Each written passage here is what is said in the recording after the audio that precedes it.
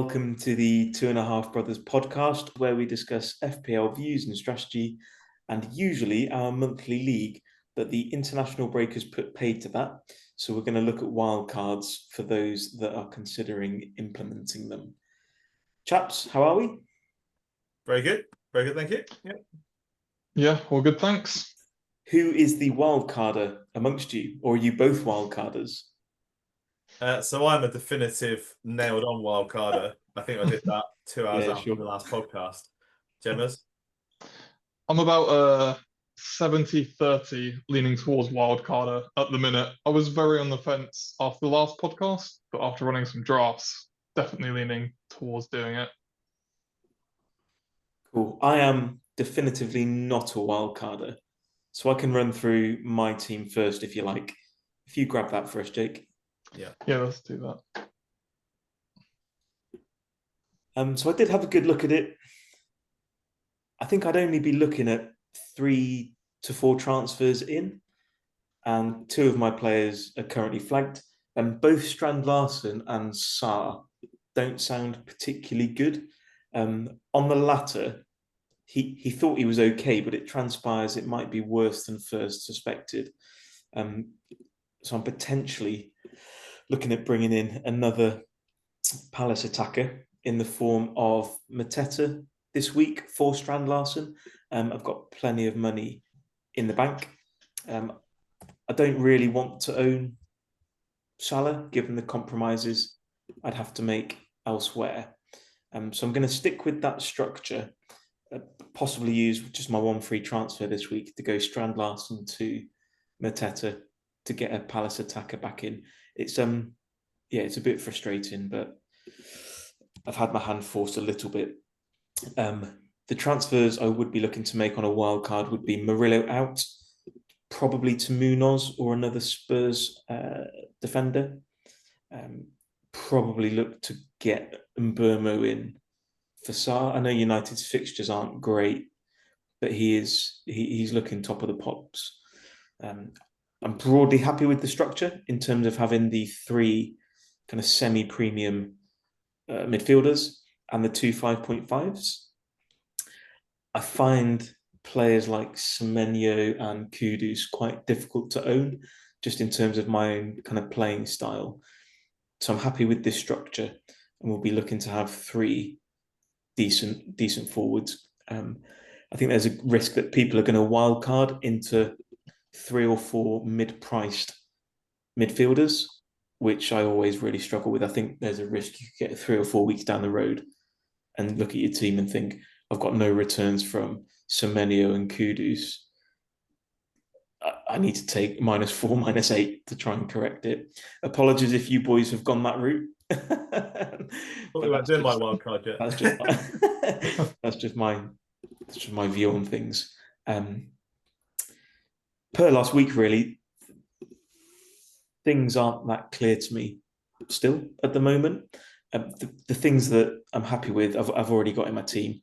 So the Haaland kind of hogging the City chances, like Pedro being the main man, like really affordable too, and Liverpool spreading the points around. I'm picking up Defcons in the back line. It just feels like, as I said earlier, I'd only be making a couple of transfers to get to where I wanted to be. I wouldn't be looking at taking a -4 or anything.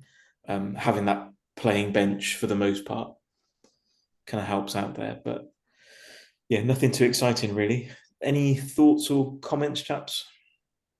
Yeah, is Sells a long-term bet for you? Because that's one of the things I was wrestling with in my wild. He got a save point. Yeah, he got a save point last week. Still a good keeper, and he has a couple of good fixtures after the Arsenal match. If I'm not wild carding, then I'll just leave him in.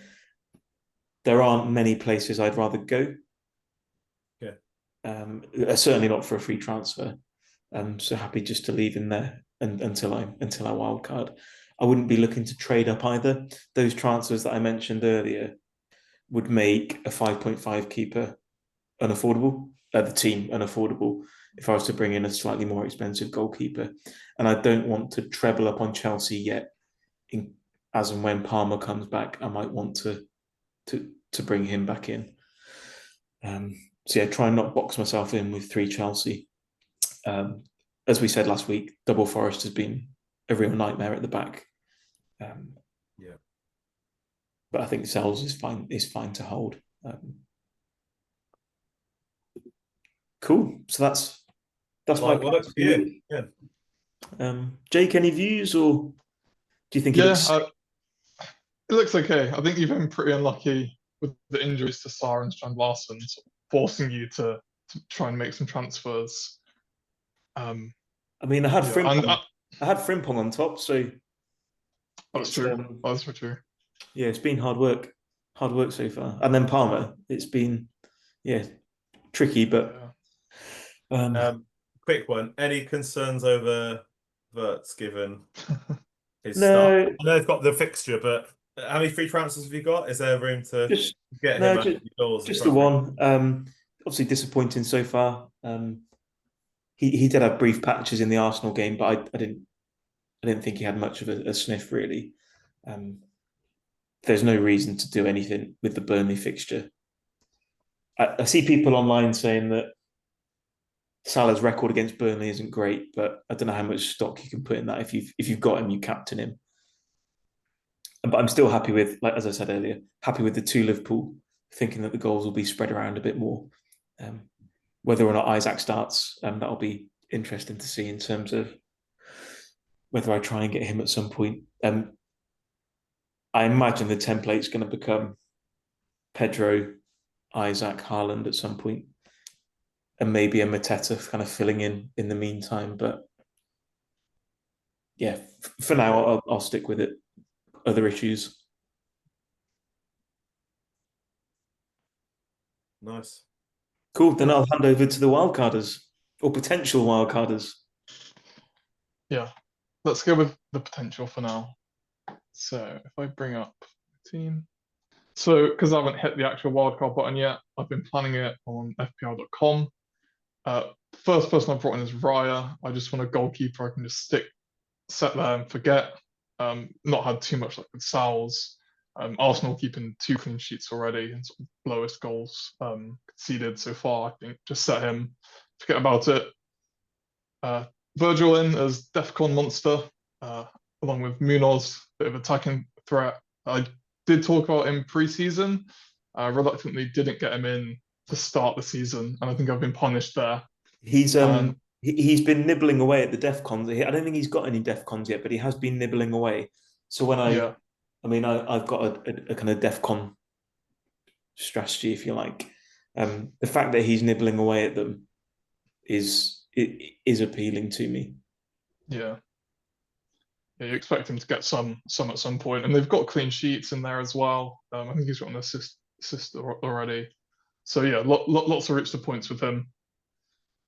Van der Ven as well. Spurs defense has been surprisingly good under Thomas Frank, and he's 4.6 now.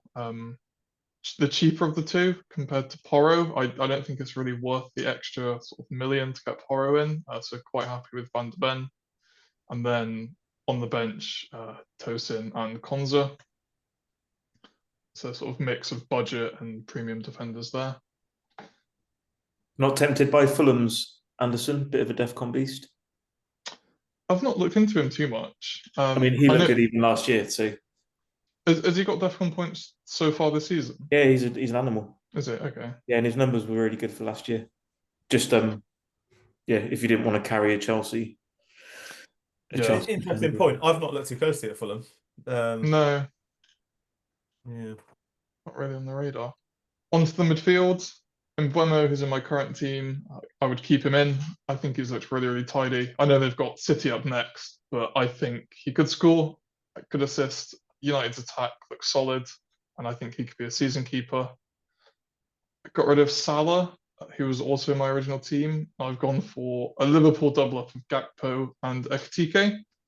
I know there's possibly a minute's risk there. I mean, there's definitely a minute's risk there. But I think for the next 2, those 2 will be nailed on starters. If you can see my bank, I've got 1.9 mil left. So when Isaac does start, Ekitike can be upgraded to Isaac in terms of sort of long-term planning. Is there a world where he plays alongside Isaac? Possibly, but then it's who out? Then does Gakpo drop out and does Ekitike go on the left, or does Yeah. Wirtz drop out and he I plays made behind this. I him? made the point previously that Gakpo at this point is a senior player in that Liverpool squad. You saw how rattled they got against Newcastle. You need like your senior players in Yeah. games like that. Yeah, I don't see like Ekitike, Isaac, Wirtz. They're just not what I'd consider senior players to manage this kind of. They got absolutely battered against Newcastle. Even when Newcastle had 10 men, they got absolutely smashed. So my feeling is Gakpo is probably more of a, if it happens, more of a 70-minute man than a yeah. on the bench. And that's just my view, and it could obviously be wrong. But you do need those senior players. Yeah, agree. So who drops out then? It feels like a lottery between who's going to play. But this I'll talk about my wildcard shortly. But this is kind of where Mhm. some of my dilemma in the middle of the park has been. Is we all know who the big lock is in that Yeah, side. but I've had Salah the first 3 game weeks, and I feel very lucky to get 2 returns from that. So Yeah. from my view, I just don't want to keep him. No. But yeah, it's tough. I mean, it just goes back, doesn't it? It reverts to that point about the goals being shared around a bit more. And that can obviously, like, Salah's a great player, and that can obviously change, but he's looked nowhere near it. Yeah. Cool. All right, Gemmers, continue. So yeah, Kudos, who's also in my current team, he stays in. Spurs have been pretty active in the transfer window up to deadline day, and so Cullum, Moani up front, and Xavi Simons coming in. So I think that sort of increases the potential for Kudos to get those assists that we've seen so far. Happy to keep him there. I don't think there's many other options around that similar price point that I fancy either, with Sarr being injured, and obviously there's a sort of debate between Dewsbury Hall, Jack Grealish, and Ndai. Yeah, there really isn't. None of them. No, I agree with Gemma. There is. Yeah, I was tossing up the trade off in cost. Yeah. But Grealish is fun, so that's where I've Yeah. gone. Yeah. So I go back to my previous point about ramming your team with these cheaper guys. Like, to me, if you wildcard and you end up with Kudus and Dewsbury Hall in your starting 11, you probably fucked up somewhere. That's just my personal. We'll see. We'll see.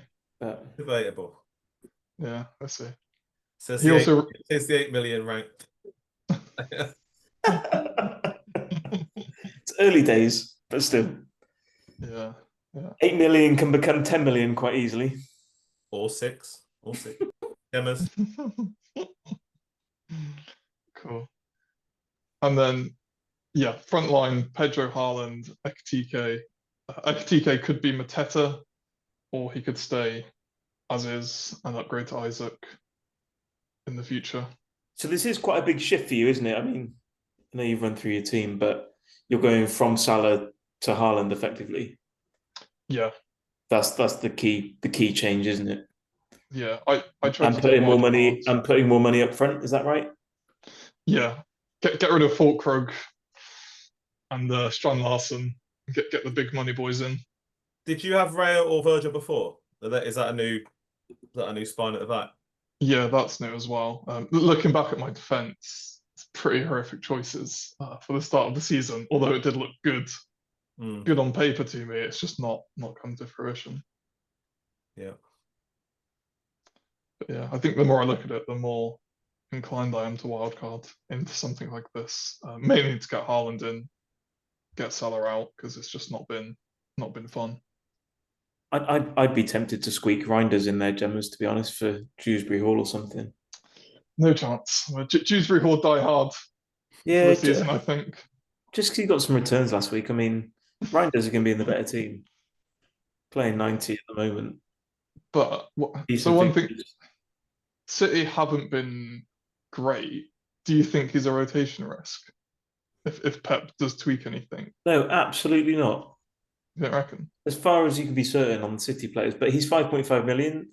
As I said Yeah. pre-season, if it's a mistake, it's a small mistake. Yeah. Hmm. Okay. I'd rather take that risk than have someone like Dewsbury Hall. It's infuriating to me that Dewsbury Hall got some returns last week. How did he hurt you? It's You're great. better against It's KDH. great. It's absolutely Yeah. infuriating to me. Usually, I'm pretty relaxed about players scoring points and all the rest of it if I don't own them. But Dewsbury Hall is infuriating. Do you know what's more infuriating though? Having his points on the bench. Yeah, but One of the reasons I that's why you've got him there, right? As a 5 million playing midfielder, so you can bench him when you like. I mean, what? Yeah, pretty much. Yeah. As we said last week, you're better to have bench points. And in my FPL beef video, you're better to have bench points than no bench points. I mean, Of course. Yeah. Yeah. Do you know what the bonus is? Is when your 20 points come off the bench from players that didn't start. That's when you're very lucky. I'm surprised you haven't got Doof in there, Gemmers, to be honest. I contemplated it. I did think about it. Maybe Yeah. for Tosin. Maybe I keep him in. Cool. Any other final comments, Bob? Or I think it's a good draft. I like the Munoz edition. That is giving me some food for thought. 'Cause I want a Palace defender. I don't. I've gone down the other gay route. So, but no, on paper it looks good. I'm not a massive fan of Ekatike as a pick. I think you're asking to make a transfer pretty soon. Once Isaac. yeah, that's a really important point. I would never wild card into transfer into potential transfers, and Ekatike absolutely stinks of it. But having said that, Isaac, I really want Isaac, and I have a sneaky suspicion he'll start. But it's too much of a risk. So you'll see in my team why I had him in a few drafts, quite liked it, but then thought it's just not worth the cash for him to only get 30 minutes or not. I just think you need to be sure on a wild card. So Yeah. part of the reason I'm not wild carding is because there's too many unknowns at the moment in terms of form and who's starting, all the rest of it. I think once Isaac is starting, then it's a little bit of a no-brainer. But I certainly wouldn't have Ekatike in there at this point on a wild card. I think if you started the season with him, it's worked really well. Yeah. But at this point, sorry to take a dump on your wild card, Gemmers, but no, it's good to look at. You're basically booking a transfer in. I mean, that is the plan. I would keep him for 2 weeks and see how he does because I really want double Liverpool. But he might just get 60 minutes, like against Burnley, and so that's enough for a couple of goals. I think he looks really sharp and he's in form, and I don't want to go Verts. So it's like, where else do you go? Yeah. Well, what I'd say is if he goes well the next 3 to 4 game weeks, then that might make him more of a permanent fixture in the side. But it's still early days. Like it's not a bad pick, but I've been bitten in my first pre-wildcard side to go with hopefully a bit more of a locked spine in the team. But that's pretty good. Bench isn't. Well, Anderson's bench isn't massively strong. Mine isn't either. But yeah, any thoughts? How are you keeping a Villa player on wildcard? The defensive points up to the still up for discussion. But you just look at the fixtures. Everton. I guess you just play that back. I guess you just but who are you going to drop? You just play that back three, right? Yeah, I don't think they'd come in. Sunderland.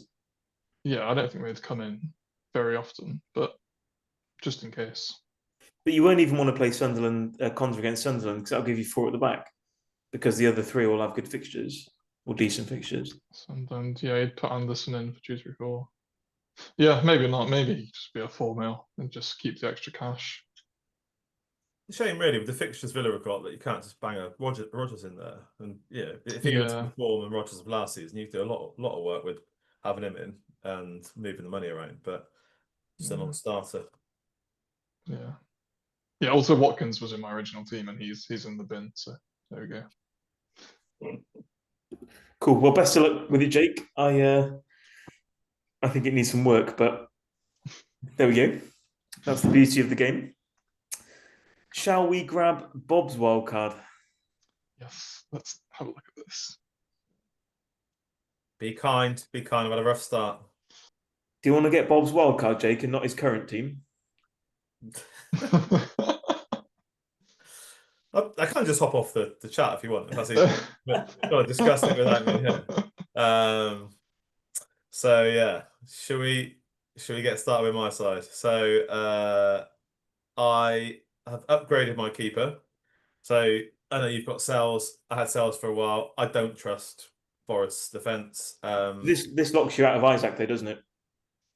It depends what I do. So my overarching strategy for this wild card is not to use transfers for the next probably 3 to 4 game weeks. So I've tried to go with teams that have started fairly well. So you'll know no Villa, not even Consa, in this side. So teams that have at least got a bit of data and a bit of form about them. Teams that have a pretty decent next 3 to 4, and build a bit of a spine around that. So my spine in terms of keeper is Becker. I think Liverpool's defense looks really good. Obviously they've got some good fixtures coming up.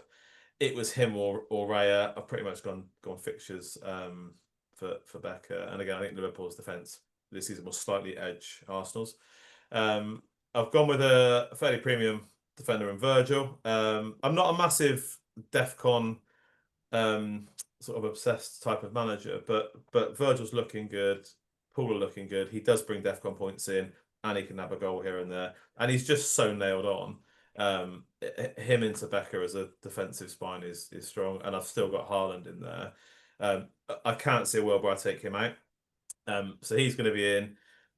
You'll see from my my midfield that I've now got Salah in. So I don't think it's going to be the Mo of old, and I'm not entirely sure this is properly triple locked and he'll stay in come deadline. But I'm concerned about the goals being shared across the Liverpool side, and for me, he still is the most nailed on midfielder.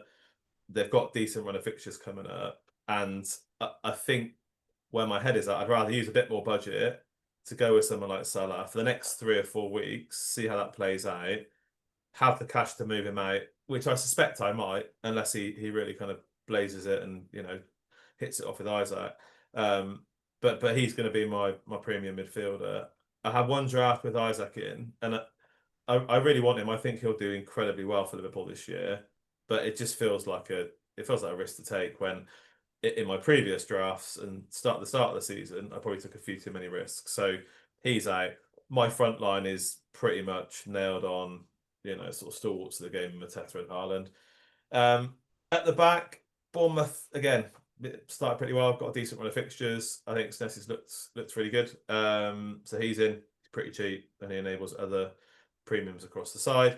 And Gay versus Munoz is where my head has been at somewhat.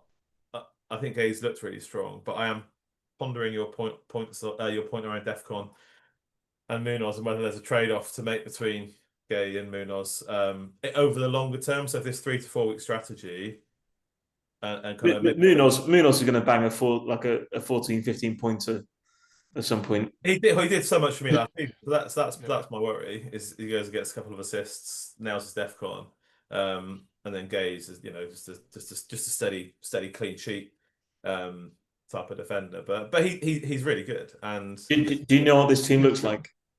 Go on. It looks like a Salah and Haaland team. That midfield is it's. Do you notice I've not spoken about the rest of the midfield yet? So that's a good segue to get in there. We've covered Reinders a bit, covered Kudus a bit. Yeah, and I've Enzo obviously had the penalty, didn't he, in the last game? Yeah, I think Enzo looks good. He's an AO. Chelsea have looked pretty strong. There's no Palmer. There's not too many routes you can go to bring a Chelsea player in and jump on their fixtures and their form. So Enzo, again, I'm not massively inspired by that pick, but he feels pretty steady. Grealish is one that I'm going to enjoy owning. I mean, he might go from 4 assists in the last few games to nothing for 6 games, but it'll still be quite fun. And you need to have a player that lets you down, right? So I like the fact that Everton have had a bit of an uptick.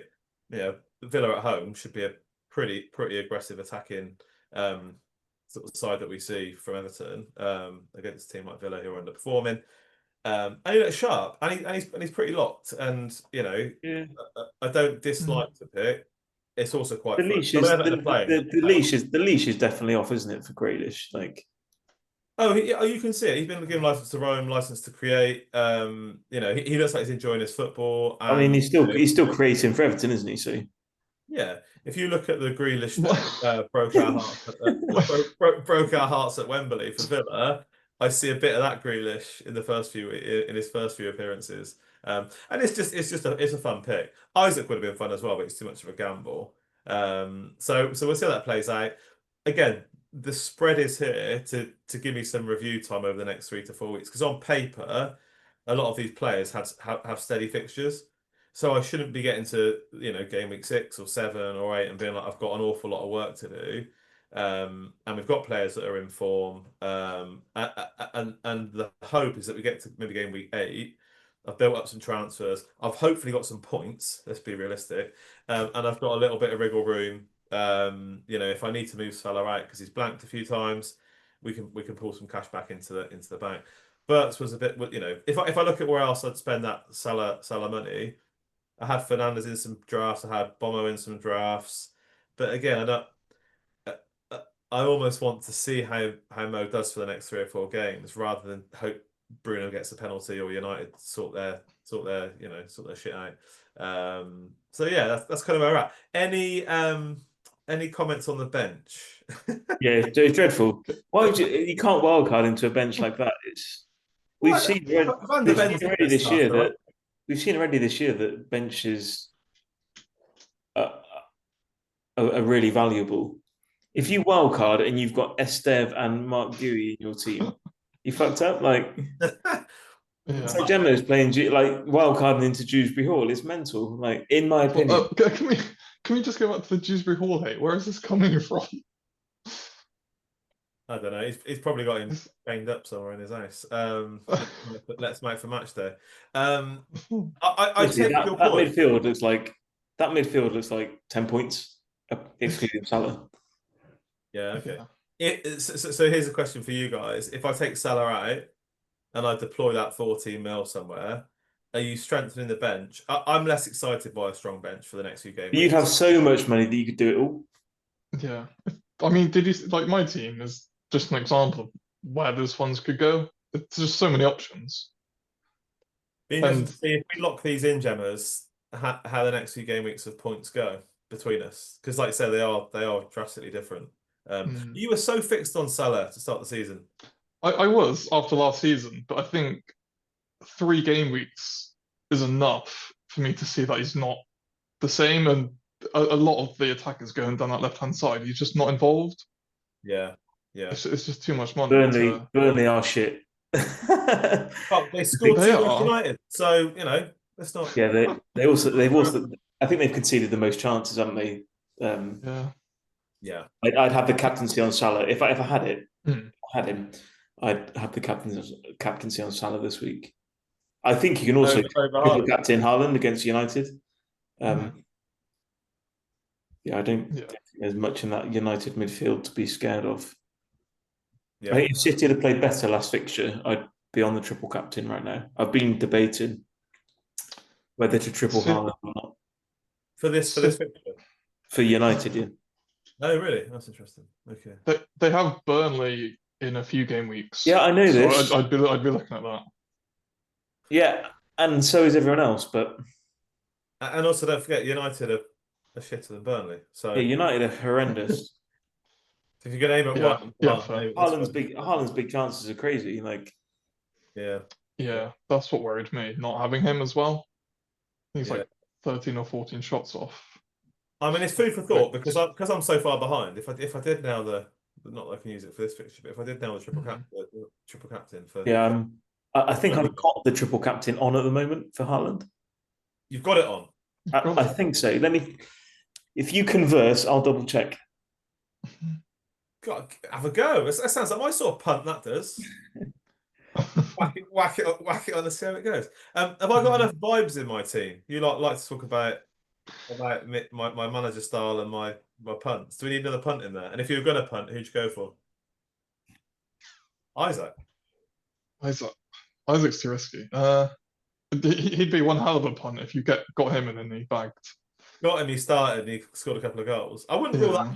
that out. I can't wait to see the team sheet. I would not rule out him starting. I'll tell you one point would be Xavi Simons for Spurs in the 10.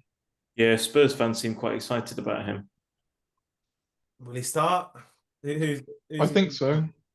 They don't have a 10. Madison's out. Yeah, of course. Yeah. But he might give me similar Verts vibes where he comes in, he's new to the league and takes time to settle. Yeah, some players just take some time to adjust and then go and rip it up after Christmas. You know, but you'll start to see those patterns. At the moment, we're working off very few patterns. Other than the pattern that my initial draft when the game started was awful. So yeah, we'll see. I might have Salah out by the time the deadline comes, but we can discuss that in another platform. But for now, this is where we're at, and I'm fairly content with it. Yeah. Cool. Well, good luck in that case. Thank you. Anything else, chaps? Any other thoughts? Well, only the international break is horribly soon. Then your beef nails that point. But yeah, let's not talk about that. No, I think we're good. Yeah. Fingers crossed that this works for me. Cool. I'm going to be on the Mega Smash in Budapest this weekend, so you two are going to have to carry the can in terms of TikTok. Could we not get a Mega Smash TikTok from Budapest? I think it's probably better for everyone that I don't TikTok whilst on the Mega Smash. Nah, fair enough. To be honest, we'll see what we can do. But yeah, this wild card is active, and Gemma's might be brave enough to pull his between now and the deadline. So yeah, but no, I think we're good. Cool. All right. Well, in that case, like and follow, chaps, and good luck with your drafts if you are wildcarding this week. Cheers. Cheers, boys. Cool. Cheers all.